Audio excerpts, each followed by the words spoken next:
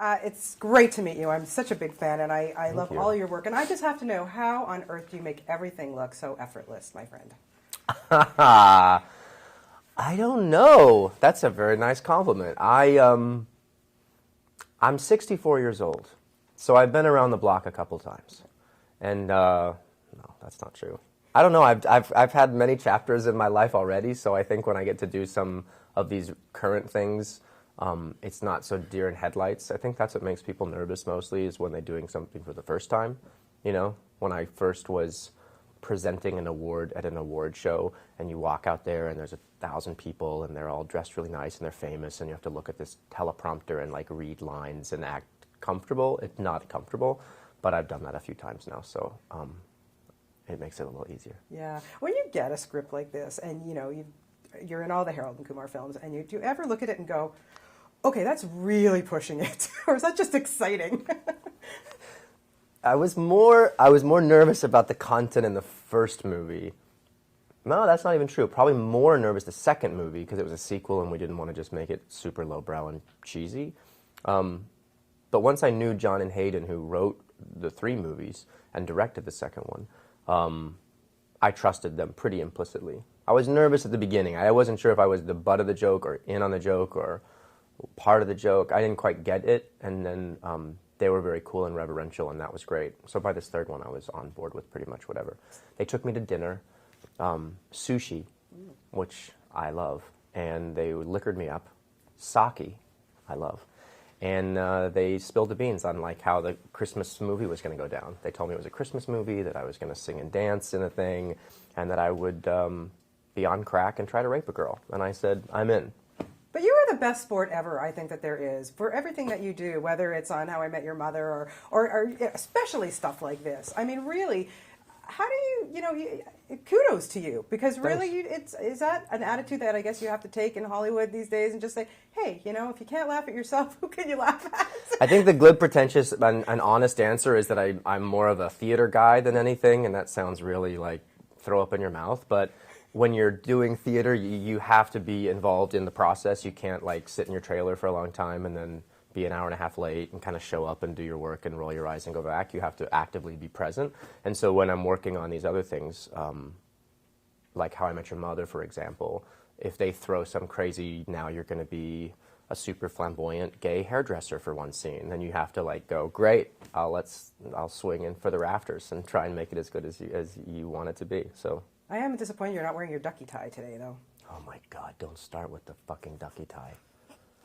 I want that thing to go away so bad. I keep telling them, it's funny in the writer's room, like I get it, but I'm the poor tool that has to do real legitimate scenes with this stupid fucking ducky tie on.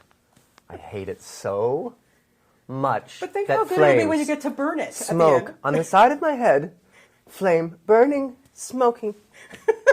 What is it about Harold and Kumar? What is it about, John and Cal that we just embrace so much? Why do we love these guys and keep going to these films?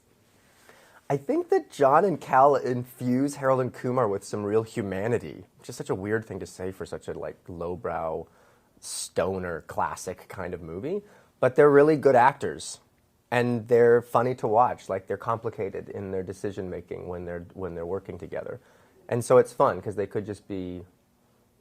It could be more like a frat guys, and I think that they're really full-formed people as Harold and Kumar. So I think that helps when they're screaming at each other and slapping each other across the face. Is it scary that some people can relate to them? More people can relate to them than you would think. Like 11-year-old kids come up to me and be like, yo, dude, Harold and Kumar, doing rails off chicks' asses. Nice. I'm like, you're 10.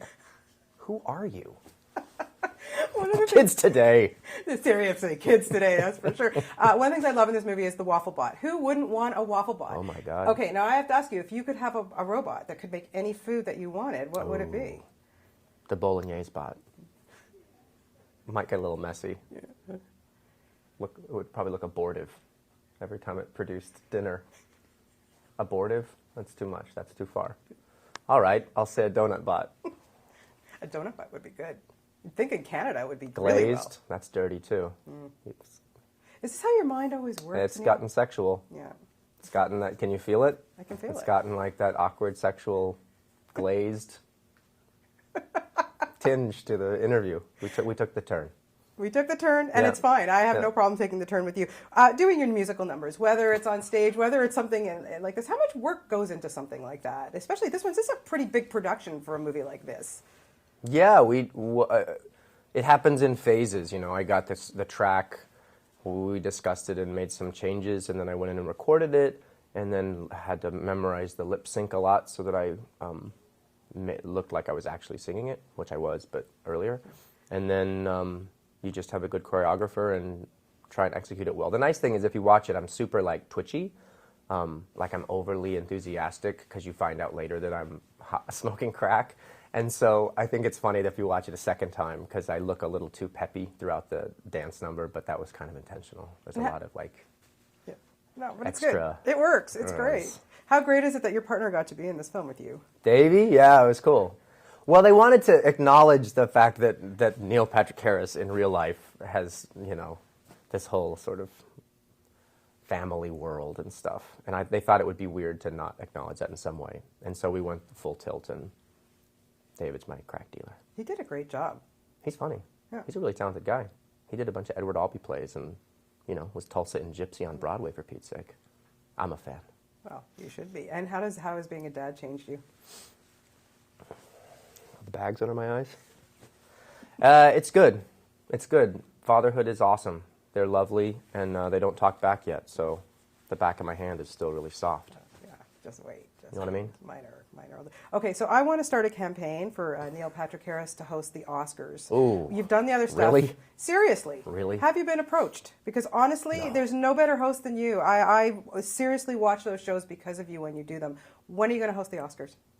Ooh.